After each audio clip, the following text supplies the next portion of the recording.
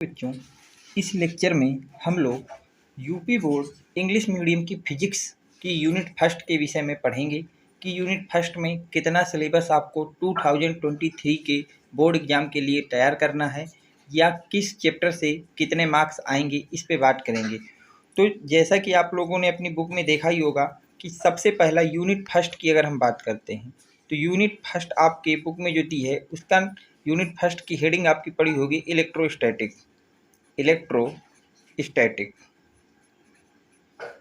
ठीक है बेटा। इलेक्ट्रोस्टैटिक्स का क्या होता है, ये आपके बोर्ड में यहाँ से 15 मार्क्स के क्वेश्चन पूछे जाते हैं। इलेक्ट्रोस्टैटिक्स से आपके यूनिट फर्स्ट से आपके बोर्ड के एग्जाम में 15 मार्क्स के क्वेश्चन आते हैं। इलेक्ट्रोस्टैटिक्स में आपको 3 चैप्टर्स को पढ़ना होता है। इलेक्ट्रोस्टैटिक यूनिट फर्स्ट में टोटल 3 चैप्टर होते हैं, जिसमें से चैप्टर 1 की बात करें जिसको मैं बोलता हूँ पार्ट फर्स्ट, तो इसमें आपको पढ़ना होता है electric charge and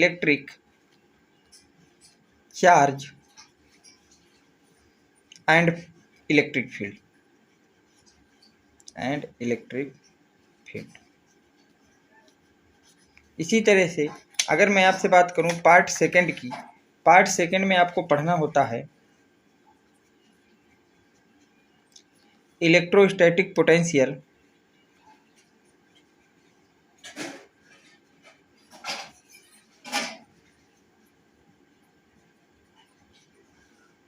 and capacitor.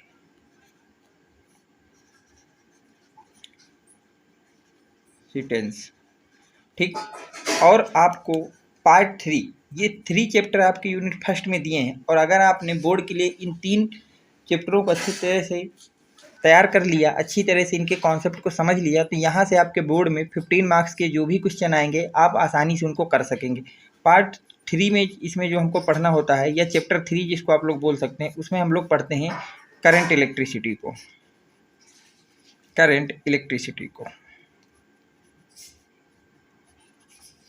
तो आपको ये बात कंफर्म हो जाएगी कि फिजिक्स जो यूपी बोर्ड इंग्लिश मीडियम का है, तो फर्स्ट यूनिट से आपके बोर्ड के एग्जाम में 15 मार्क्स के क्वेश्चन आते हैं। उसमें से फर्स्ट यूनिट में आपके 3 चैप्टर हैं।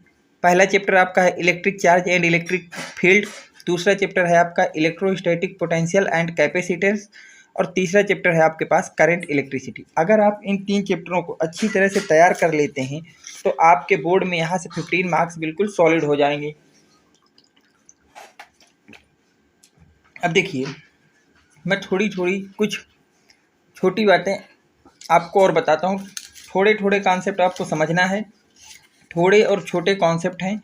अगर आप फिजिक्स को जिस तरह से मैं आपको सीक्वेंस में पढ़ा रहा हूँ, अगर आपने उसी सीक्वेंस में पढ़ा तो आपको फिजिक्स बहुत ही ईजी लगेगी। तो आप सबसे पहले अपनी नोटबुक में ये चीज़ बना लीजिए कि यूनिट फर्स्ट इलेक्ट्रोस्टैटिक्स हमारे सिलेबस में है, जो कि आपका 15 मार्क्स का सिलेबस में पूछा जाएगा, जिसमें हमको 3 चैप्टर्स पढ़ने हैं। पहला चैप्टर आपका है electric charge and electric field, दूसरा चैप्टर आपका है इलेक्ट्रोस्टैटिक पोटेंशियल एंड कैपेसिटेंस, और तीसरा चैप्टर आपका है करंट इलेक्ट्रिसिटी। अब देखिए, अगर मैं आपसे कुछ और छोटी बातें करता हूँ तो मैं सबसे पहले बात करता हूँ आपसे, ये सबने लिख लिया, ओके। नोट्स बस आप अच्छी तरह से बनाते जाइएगा, क्योंकि फिजिक्स में नोट्स, फिजिक्स हो या केमिस्ट्री हो, इन दोनों में नोट्स बहुत इंपॉर्टेंट होती है। जितनी अच्छी और वेल डिफाइंड आपकी नोट्स होगी, आपको पढ़ने में समझने में उतनी ही आसानी होगी। तो देखिए, अगर मैं आपसे बात करूं चार्ज की, ध्यान समझना, ये कॉन्सेप्ट आपके लिए बहुत ही इंपॉर्टेंट है। बोर्ड लेवल में आपको ये कोई नहीं समझाता है। अगर आप जो मैं अब यहाँ पे बता रहा हूँ, ये अगले 2-3 मिनट में जो बताऊँगा, अगर आप इसको समझ गए तो समझिए आपके 15 मार्क्स की जो फिजिक्स है उस पर आपको कोई दिक्कत आने वाली नहीं। अगर यही चीज़ आप नहीं समझे तो आगे चल के जो आप 3 चैप्टर में पढ़ेंगे तो आपको ये भी नहीं पता चलेगा आप क्या पढ़ रहे हैं और कैसे पढ़ रहे हो। तो इन 2 से 3 मिनट जो मैं बताने जा रहा हूँ उसको ध्यान लगा के सुनना बिल्कुल। देखिए, चार्ज जो होता है बेटा, उसकी 2 कंडीशन हो सकती हैं। पहली ये हो सकती है कि चार्ज वो रेस्ट में हो, या फिर किस में हो भैया, एट मोशन में हो। या तो रेस्ट में हो सकता है चार्ज, या फिर आपका मोशन में हो सकता है। ये चीज़ें तो आप लोगों को कोई दिक्कत नहीं, ये बात आपके समझ में आ गई। चार्ज है हमारे पास, चार्ज की 2 कंडीशन हो सकती है, या तो वो एट रेस्ट होगा या फिर वो आपका एट मोशन होगा। जब वो आपका एट रेस्ट होता है तो हम उसको बोलते हैं इलेक्ट्रोस्टैटिक। उसको क्या बोलते हो बेटा, इलेक्ट्रोस्टैटिक्स। ये देखिए जो आपका पहला चैप्टर है इलेक्ट्रोस्टैटिक्स, मैंने पहले चैप्टर में आपको जो भी स्टडी करना है वो रेस्ट ऑफ चार्ज में करना है कि चार्ज रेस्ट में है तो उसकी कौन कौन सी प्रॉपर्टी डिफाइंड है या कौन कौन सी प्रॉपर्टी होंगी, इस विषय में आपको पढ़ना है। तो आपको समझ में आ गया कि पहला चैप्टर में हमको चार्ज को रेस्ट में रख करके सारी प्रॉपर्टियों को पढ़ना है। अब देखिए इलेक्ट्रोस्टैटिक, स्टैटिक्स का मतलब होता है बेटा रुका हुआ, स्टैटिक्स का मतलब होता है रुका हुआ, इलेक्ट्रो का मतलब होता है इलेक्ट्रॉन। रुके हुए इलेक्ट्रॉन की प्रॉपर्टियों को आपको पढ़ना है और ये आपका इतनी जो भी आपका स्टैटिक्स ऑफ इलेक्ट्रॉन की प्रॉपर्टियाँ होंगी आपने इसको पढ़ लिया अच्छी तरह से, मान लीजिए आपका चैप्टर फर्स्ट खत्म। समझते जाना ध्यान से। अब देखिए अब हमारे पास जो है दूसरा कंडीशन बन रहा है और यहाँ से देखिए दूसरी कंडीशन बन रही है कि जो हमारे पास चार्ज हो वो मोशन में हो। अब चार्ज अगर मोशन में है तो देखिए चार्ज की बात करते हैं और उसको किस में करना है बेटा, मोशन में करना है। तो चार्ज है हमारे पास और उसको किस में करना है, एट मोशन में लाना है, एट मोशन। तो अगर आप इसको मोशन में ला रहे हो तो दो कंडीशन बनती हैं कि मोशन का मतलब होता है कि वो कुछ वेलोसिटी के साथ मूव कर रहा है। तो वेलोसिटी दो तरह की होती हैं कि वो आपका कांस्टेंट वेलोसिटी से मूव कर सकता है, कांस्टेंट वेलोसिटी से मूव कर सकता है, या फिर वेरिएबल वेलोसिटी से मूव कर सकता है। तो हमको ये पता चल गया कि अगर चार्ज हमारा मोशन में है तो मोशन की दो केस बन सकते हैं। मोशन का पहला केस बनेगा कांस्टेंट वेलोसिटी से मूव हो रहा है या वेरिएबल वेलोसिटी से मूव हो रहा है। अगर आपका चार्ज जो है कांस्टेंट वेलोसिटी से मूव हो रहा है तो इसकी स्टडी हम जिस चैप्टर में करते हैं उसको बोलते हैं करंट इलेक्ट्रिसिटी। ध्यान समझ के चलना, करंट इलेक्ट्रिसिटी। ठीक बेटा, करंट इलेक्ट्रिसिटी। अगर हमारा चार्ज मोशन कर रहा है पर कैसे कर रहा है, at constant velocity, constant velocity के साथ मोशन कर रहा है तो उसको हम लोग बोलते हैं करंट इलेक्ट्रिसिटी। अब अगर हमारा चार्ज मोशन कर रहा है वेरिएबल वेलोसिटी के साथ, किसके साथ से कर रहा है, वेरिएबल वेलोसिटी का मतलब होता है with acceleration, with acceleration velocity, acceleration with accelerated motion, with accelerated motion. अब वेरिएबल वेलोसिटी का मतलब क्या है कि कोई भी चीज़ अगर मूव कर रही है उसमें एक्सीलरेशन के साथ में मूव कर रही है। तो जब आपका चार्ज विथ एक्सीलरेशन मूव करता है तो उसको जिस चैप्टर में आप स्टडी करते हो उस चैप्टर को बोलते हो इलेक्ट्रोमैग्नेटिक, इलेक्ट्रोमैग्नेटिज्म।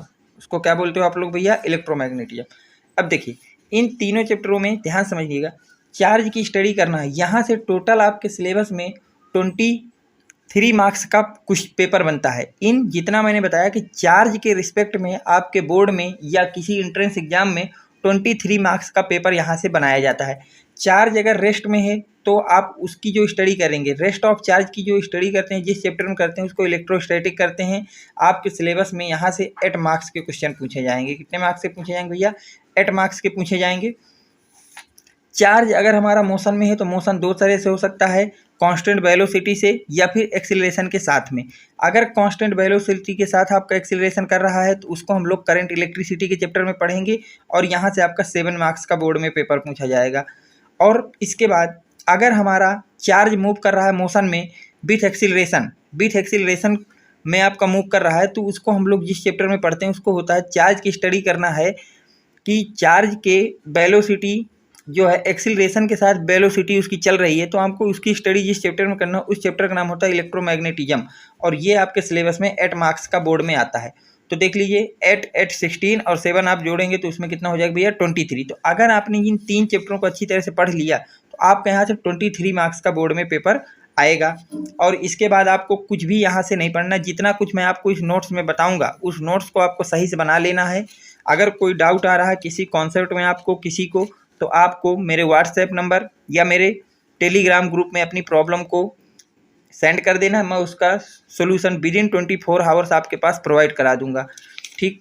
अब देखिए फिजिक्स में क्या है कि किसी बच्चे के पास न्यूटन होगी तो कोई आपका ABC की बुक ले आया होगा, कोई आपका बालाजी प्रकाशन में लाया होगा। तो हर बच्चे के पास फिजिक्स की अलग अलग बुकें होंगी जो भी बच्चे यूपी बोर्ड में हैं। तो वो बच्चे देखिए जिनके पास जो भी बुक हो, आपको मैं यहाँ पे हर बुक का मैक्सिमम क्वेश्चन आपको कराने की कोशिश करूँगा। अगर आपकी किसी भी बुक का कोई भी क्वेश्चन मेरे तरफ से छूट जा रहा है और आप उसको लगा रहे हैं और आपको समझ में नहीं आ रहा तो उसको आप मेरे पास भेजेंगे, मैं उसका सोल्यूशन अगर आप कहेंगे तो मैं वीडियो में ही करा के भेज दूंगा। और अगर आप कहेंगे केवल आपको पर्सनली उसका आंसर चाहिए तो मैं आपको सॉल्व करके उसको भेज दूंगा। तो यहाँ पे जो बुक वाली समस्या है उसको आपको समझ लेना है। जिसके पास जो भी बुक हो आपको उस बुक से क्वेश्चन की प्रैक्टिस करना है। अगर कोई भी क्वेश्चन आपके समझ में नहीं आ रहा कि इसको सॉल्व कैसे करेंगे या इसका आंसर क्या होगा, उसको मेरे पास भेजना है, मैं उसको आपको सोल्यूशन दे दूंगा। अपने यहाँ से मैं आपको 4 बुकों के सारे न्यूमेरिकल कराऊंगा। आपकी एनसीईआरटी जो कि मस्ट होता है किसी भी बोर्ड के लिए, एनसीईआरटी के सारे फिजिक्स के न्यूमेरिकल आपको कराऊंगा, नूतन के सारे आपको कराऊंगा, एबीसी फिजिक्स के सारे न्यूमेरिकल कराऊंगा, और आपके जो बालाजी प्रकाशन की आपकी फिजिक्स की बुक है इनकी, इन चारों बुकों को मैं फॉलो करूंगा। इसके अलावा अगर किसी भी यूपी बोर्ड के बच्चे के विद्यालय में कोई और प्रकाशन की बुक चल रही है तो आप बताएंगे, मैं उसको भी अपने कंटेंट में शामिल करने की कोशिश करूंगा। लेकिन अगर आपने इस सिलेबस को कर लिया, जितने क्वेश्चन आंसर मैं इस वीडियो में या इस पूरे सीरीज में इस साल कराऊंगा, अगर आपने उसको सही से पढ़ लिया तो फिजिक्स में आपको 100 में से 96 नंबर लाने से कोई नहीं रोक सकता। उम्मीद करता हूँ कि आप मेरे साथ पूरी ईमानदारी के साथ अपनी बोर्ड की तैयारी करेंगे, ताकि आप एक अच्छे मार्क्स ला करके अपने करियर में जो भी आप बनना चाहते हैं वो बन सकें अच्छी तरह से। देखिए बेटा, अब हम बात करते हैं क्या हमको करना है। देखिए, यूपी बोर्ड इंग्लिश मीडियम में हम आज स्टार्ट कर रहे हैं यूनिट फर्स्ट, जिसका नाम है इलेक्ट्रोस्टैटिक। इलेक्ट्रोस्टैटिक्स को जो है हमारा यहाँ से सिलेबस बोर्ड में 8 मार्क्स का पेपर आता है। यहाँ से हमारे बोर्ड में 8 मार्क्स का पेपर पूछा जाता है, जिसमें से इलेक्ट्रोस्टैटिक्स को हम 2 पार्ट में पढ़ेंगे। इसको मैंने 2 पार्ट में आपके लिए डिवाइड किया है, पार्ट ए और पार्ट बी। पार्ट ए में हम लोग पढ़ेंगे इलेक्ट्रिक चार्ज और इलेक्ट्रिक फील्ड के विषय में, कि इलेक्ट्रिक चार्ज किसको कहते हैं और इलेक्ट्रिक फील्ड क्या होती है। केवल इतना आपको पार्ट ए में पढ़ना है। पार्ट बी में हम लोग बात करेंगे इलेक्ट्रोस्टैटिक पोटेंशियल किसको कहते हैं और कैपेसिटेंस क्या होता है, इन 2 की बात करेंगे। और इतना कुछ अगर ये चारों टॉपिक आपने सही से पढ़ लिया तो आपको यहाँ से इलेक्ट्रोस्टैटिक्स चैप्टर का 8 मार्क्स का पूरा सोल्यूशन आपको यहाँ से मिल जाएगा। अब देखिए, बात करते हैं हम लोग इलेक्ट्रिक चार्ज को।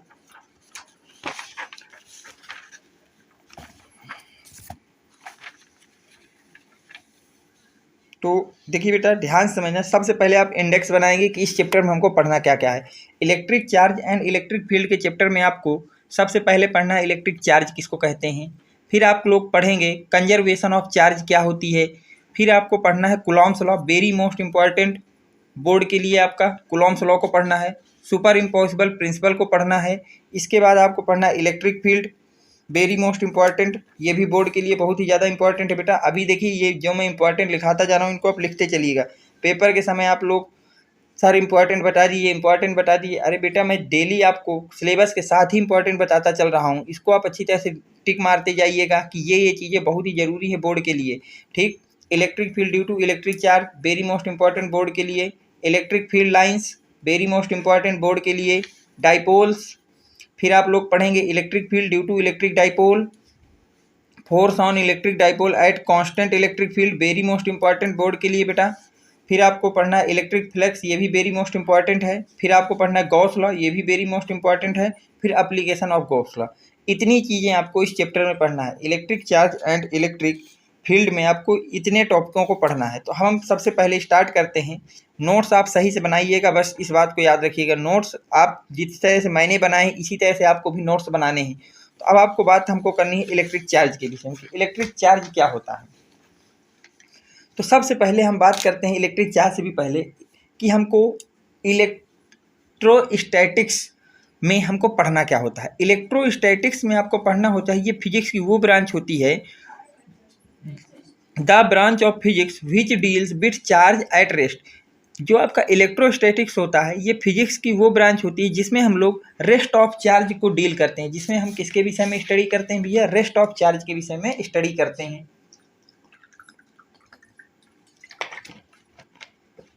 रेस्ट ऑफ चार्ज के विषय में स्टडी करते हैं। अब हम लोग सबसे पहले बात करेंगे इलेक्ट्रिक चार्ज की, कि इलेक्ट्रिक चार्ज किसको कहते हैं।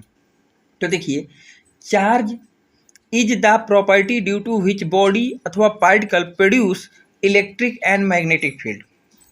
तो चार्ज क्या होती है, किसी भी बॉडी या पार्टिकल की एक ऐसी प्रॉपर्टी होती है जो उस बॉडी के अराउंड इलेक्ट्रिक फील्ड या मैग्नेटिक फील्ड को प्रोड्यूस करती है। जो उस बॉडी के अराउंड क्या करती है, इलेक्ट्रिक फील्ड या फिर मैग्नेटिक फील्ड को प्रोड्यूस करती है। मान लीजिए बेटा, ये आपके पास चार्ज रखा है। अब इस चार्ज की ये चारों तरफ आपका क्या है, इलेक्ट्रिक फील्ड प्रोड्यूस हो रही है। इस चार्ज के चारों तरफ ये इलेक्ट्रिक फील्ड प्रोड्यूस हो गई।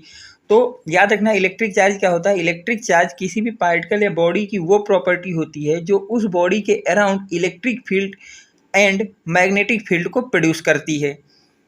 अब देखिए अगली डिफिनीशन, अगर इसको दूसरी कुछ बुकों में इसकी दूसरी डिफिनीशन क्या लिख के उन्होंने दिया कि charge is the property of material अथवा body which show the excess and deficiency of electron. कुछ बुकों में आप लोगों के इलेक्ट्रिक चार्ज की डिफिनीशन ये लिख के देता है कि चार्ज जो है एक प्रॉपर्टी है मटेरियल या बॉडी की जो ये शो करता है कि किसी बॉडी में कितना इलेक्ट्रॉन कम है या कितना इलेक्ट्रॉन ज़्यादा है। अगर इलेक्ट्रॉन ज़्यादा होगा तो उस बॉडी पे निगेटिव चार्ज आएगा। ये बॉडी है, इस पे देखिए इलेक्ट्रॉन ऐड हो रहे हैं तो इस पे कैसा चार्ज आ जाएगा बेटा, निगेटिव चार्ज आएगा। अगर किसी बॉडी पे इलेक्ट्रॉन की डिफिशियंसी है तो वहाँ पे पॉजिटिव चार्ज आएगा। ये बॉडी थी, इससे कुछ इलेक्ट्रॉन निकल गए, इसका मतलब इलेक्ट्रॉन डिफिशियंसी आ गई तो उस पर पॉजिटिव चार्ज आ जाएगा बेटा। चलते हैं आगे।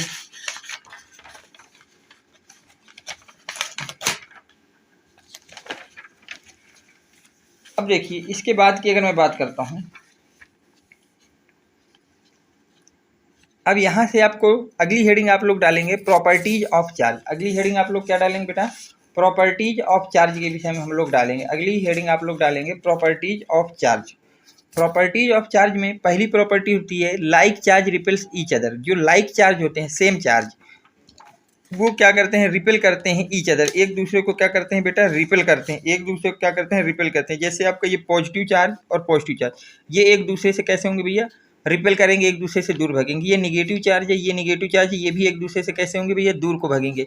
ठीक, तो पहला पॉइंट यही लिखा है कि like charge repel each other. जो आपके सेम चार्ज होते हैं वो एक दूसरे को रिपेल करते हैं। अगला पॉइंट ये कह रहा है unlike charges attract each other. जो अनलाइक चार्जेस होते हैं वो अट्रैक्ट करते हैं ईच अदर। देखिए जैसे पॉजिटिव और इधर निगेटिव, ये दोनों एक दूसरे की तरफ अट्रैक्ट होंगे। मान लीजिए यहाँ निगेटिव और यहाँ पॉजिटिव, ये दोनों एक तरफ को क्या होंगे भैया, अट्रैक्ट करेंगे। तो लाइक चार्ज रिपेल करते हैं और जो अनलाइक चार्जेस होते हैं वो क्या करते हैं, अट्रैक्ट करते हैं बेटा। अगली बात हमको करना है कि चार्ज इज टू टाइप्स। जो आपके पास चार्ज होता है वो टू टाइप्स का होता है। चार्ज हमारे पास कितने टाइप्स के होते हैं, टू टाइप्स के होते हैं। एक होता है पॉजिटिव चार्ज, एक होता है निगेटिव चार्ज। पॉजिटिव चार्ज किसी भी बॉडी पे कब आता है, रिमूवल ऑफ इलेक्ट्रॉन। अगर किसी बॉडी से आपने इलेक्ट्रॉन को रिमूवल कर दिया, मान लीजिए ये बॉडी है आपके पास, अब इससे आपने इलेक्ट्रॉन को रिमूव कर दिया, मान लीजिए यहाँ से आपने इलेक्ट्रॉन को रिमूव कर दिया, तो जब आप किसी बॉडी से इलेक्ट्रॉन को रिमूव करते हैं तो उस बॉडी पे पॉजिटिव चार्ज आता है। उस बॉडी पे कितना चार्ज आता है बेटा, पॉजिटिव चार्ज आता है। इसी तरह निगेटिव चार्ज कब आएगा, जब आप किसी बॉडी पे इलेक्ट्रॉन का एडिशन करेंगे। ये बाहर से इलेक्ट्रॉन आ रहे हैं, ये इस पे ऐड हो रहे हैं। तो अगर आप किसी बॉडी पे इलेक्ट्रॉन का एडिशन कर रहे हैं तो वहाँ पे निगेटिव चार्ज आएगा, और अगर आप किसी बॉडी से इलेक्ट्रॉन को रिमूव कर रहे हैं तो वहाँ पे पॉजिटिव चार्ज आएगा। तो चार्ज आपके दो तरह के होते हैं, positive charge and negative charge.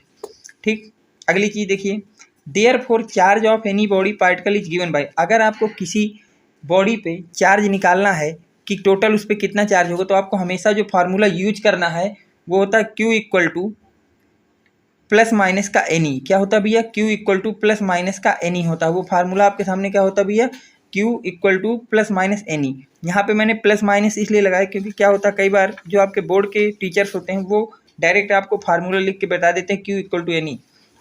ये फार्मूला पूरी तरह से रॉन्ग है, क्योंकि चार्ज अभी आपने यहाँ पे लिखा है कि चार्ज दो तरह का होता है, पॉजिटिव और निगेटिव, और यहाँ पे आपने इस फार्मूले में क्या लिखा है, Q इक्वल टू एनी। इसका मतलब जब भी आप चार्ज निकालेंगे वो हमेशा प्लस आएगा, जबकि चार्ज तो हमारे पास प्लस माइनस दोनों होते हैं। तो आपका एक्चुअल फार्मूला जो होता है चार्ज का वो होता है Q equal two plus minus का एनी। तो क्या होता है बेटा, Q equal two plus minus का एनी होता है। अब देखिए यहाँ पे एन का मतलब होता है नंबर ऑफ इलेक्ट्रॉन ऐड अथवा रिमूव। एन क्या है, कितने आपने इलेक्ट्रॉन कहीं से रिमूव किए हैं, कितने ऐड किए हैं, वो आपका एन होगा। प्लस साइन, जब आपका इलेक्ट्रॉन रिमूव हो रहा होगा तो वहाँ पे इस फार्मूले को प्लस से लिखोगे, Q इक्वल टू एनी। और अगर आपका किसी भी बॉडी पे इलेक्ट्रॉन ऐड हो रहा है तो वहाँ पे माइनस से फार्मूला खुलेगा, Q equal to minus N E. और E का क्या है, E बेटा इस फार्मूले में जो E है वो है चार्ज ऑफ इलेक्ट्रॉन, जिसकी वैल्यू आपको हमेशा रखना 1.6 इंटू 10 की पावर माइनस 19 कूलम। जिसकी वैल्यू आपको हमेशा कितना रखना है, 1.6 इंटू 10 की पावर माइनस 19 कूलम रखना है। चलते हैं आगे बेटा।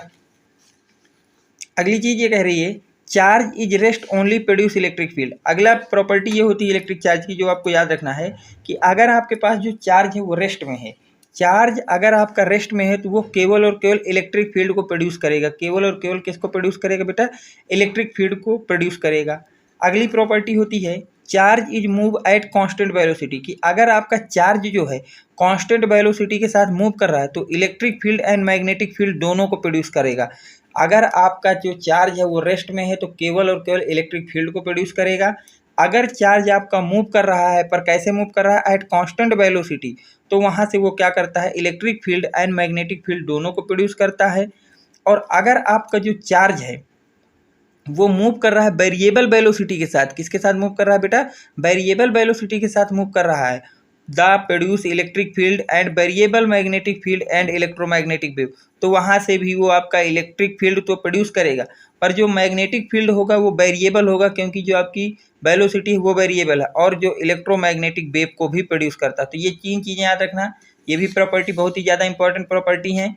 क्या क्या है भैया, charge is rest only produce electric field, अगर चार्ज रेस्ट में है तो ओनली क्या प्रोड्यूस करेगा, इलेक्ट्रिक फील्ड को।